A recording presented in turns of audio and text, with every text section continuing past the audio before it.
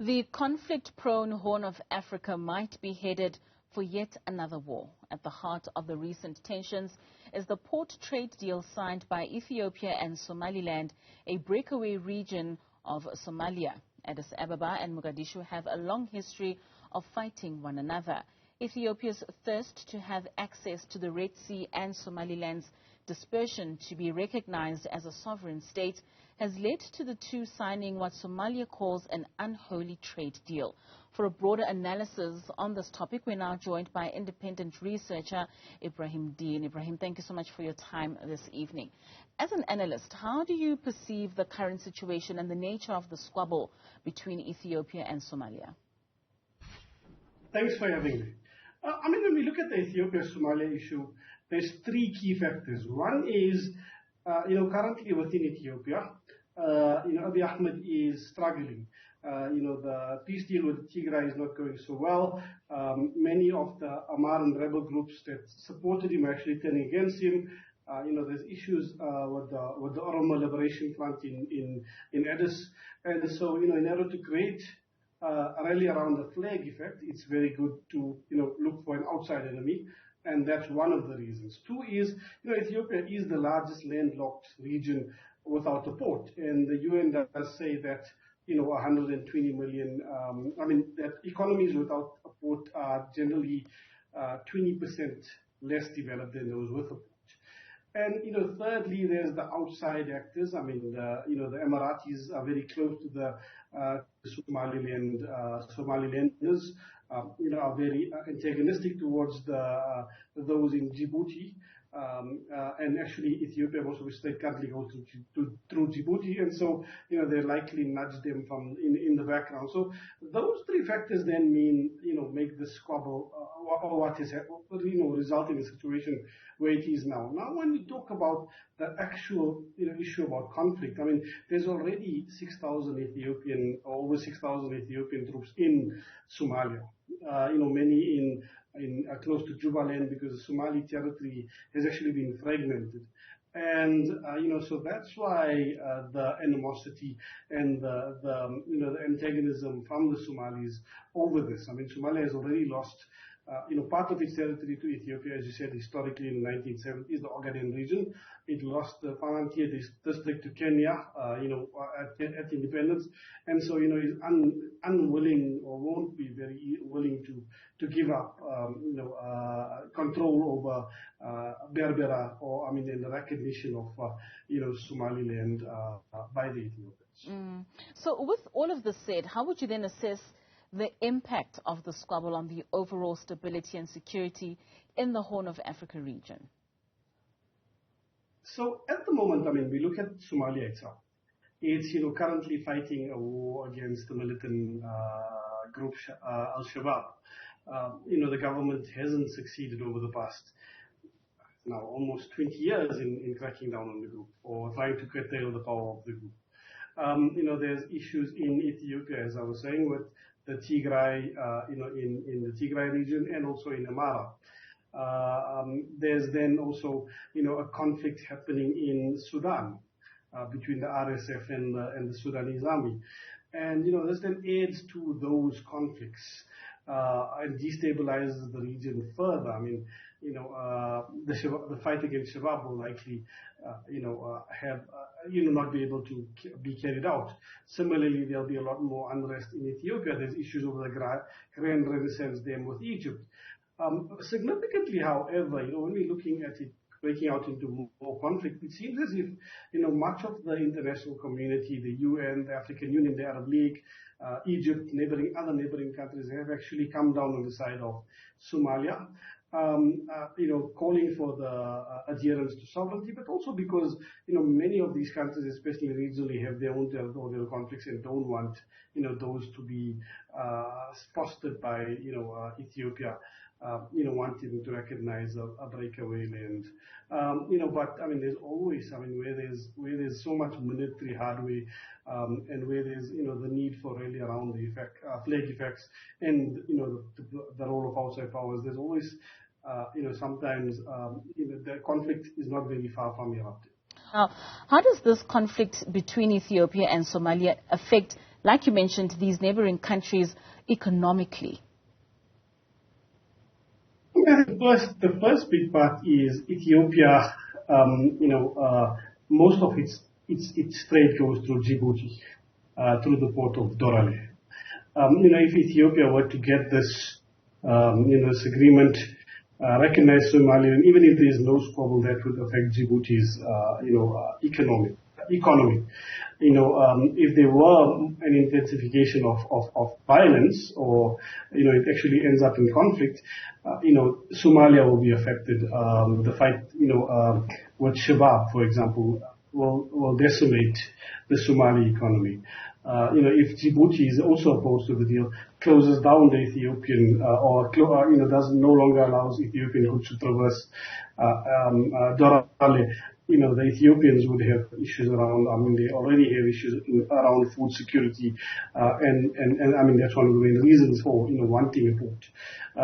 The conflict between Ethiopia and Eritrea may spark or flare up again, because Ethiopia lost its port in 1993 when Eritrea seceded. So the whole economy, especially because Ethiopia is such a giant, and because it's landlocked, and neighboring countries, it relies on them. A conflict, will affect them economically from that port's perspective, a trade perspective, but also I think more significantly, as we were talking about, from a human security perspective, as these disparate groupings start taking advantage and using the situation to actually consolidate control. Ethiopia itself is, as I said, there's conflict within Ethiopia, over the governance and over Abiy Ahmed's attempts to centralize control. So, being so strong, it will likely impact, in a sense, the whole region. Speaking of that, you mentioned earlier on that Ethiopia is currently battling the Tigray conflict, Somalia, Al-Shabaab, as well as the RSF in Sudan that also has been escalating over the months. With all of this that's happening within those regions, do we see any other potential risks of escalations or spillovers that could further affect that region? I think the big spillover will come if and when international or regional actors start playing a bigger role in the Ethiopia conflict.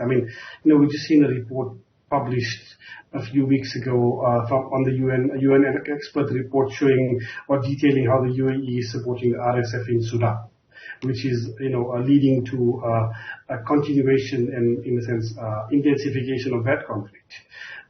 The UAE is very close to the Somaliland administration, and Dubai Ports World, for example, runs many of the ports of in Berbera. The UAE, for example, also wanted to sign port agreements in Puntland of Somalia. So if the UAE wants to then engineer the situation to actually route Ethiopian port trade, that then becomes a bigger risk, spillover risk, and will lead to intensification of the conflict. If, for example, Egypt uses the current situation to actually entrench or try and disrupt the filling of the Grand Ethiopian Renaissance Dam, there may be further conflict or intensification of the conflict between them too. So the region itself is in a sense on a tinderbox, or like a tinderbox, and there could be a spark that ignites it. Currently, it's very localized conflicts within the different countries, but in this situation, it's very easy, or there could be the possibility of the conflicts then becoming more interstate in nature, and the different countries backing different groupings in domestic groupings in what you would call opposing states. So at the moment, because the International Committee has spoken quite strongly in support of Somalia, it's very likely that the Ethiopians will be forced back for a while. Abiy Ahmed was supposed to visit Somaliland in the past few weeks, and that visit didn't materialize because of the very strong response. But as time goes, if the response wanes, this may flare up again. Then we should look into the implications of of this conflict, what would they be on regional cooperation and integration initiatives such as the African Union and the Intergovernmental Authority on Development? Yeah, IGAD has been a very significant party in the region, specifically its role in, for example, South Sudan. But IGAD also has seen, the institution is only about the states who comprise it, and at the institutional level, big powers like Ethiopia, would dominate the organization. I mean, Sudan, for example, pulled out of IGAD just a few weeks ago because IGAD called for negotiations between the Sudanese army and the RSF.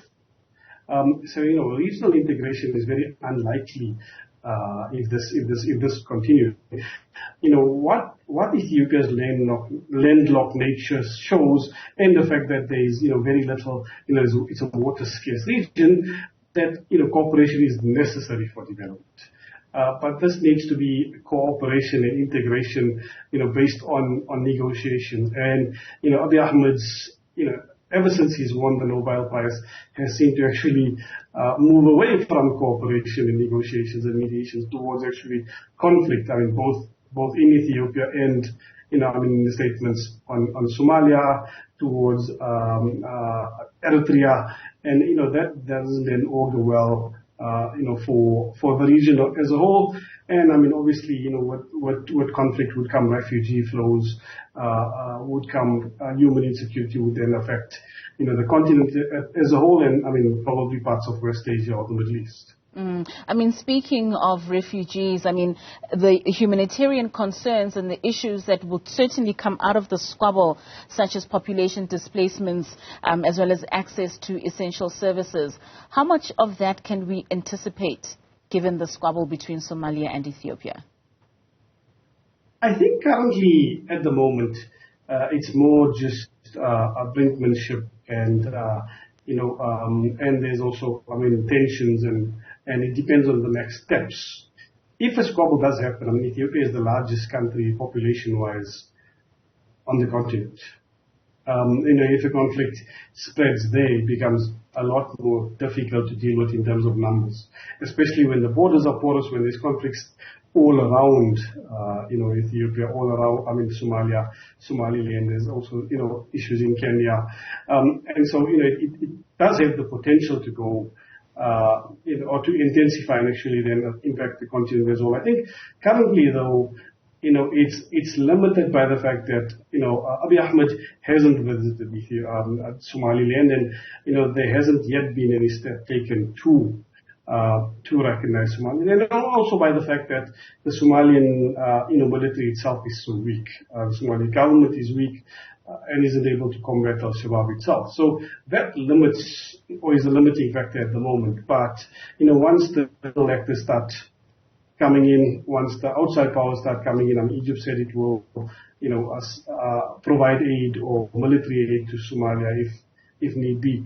And that then makes the conflict, a lot more interstate in nature and regional in nature, and that the consequences become regional and continental.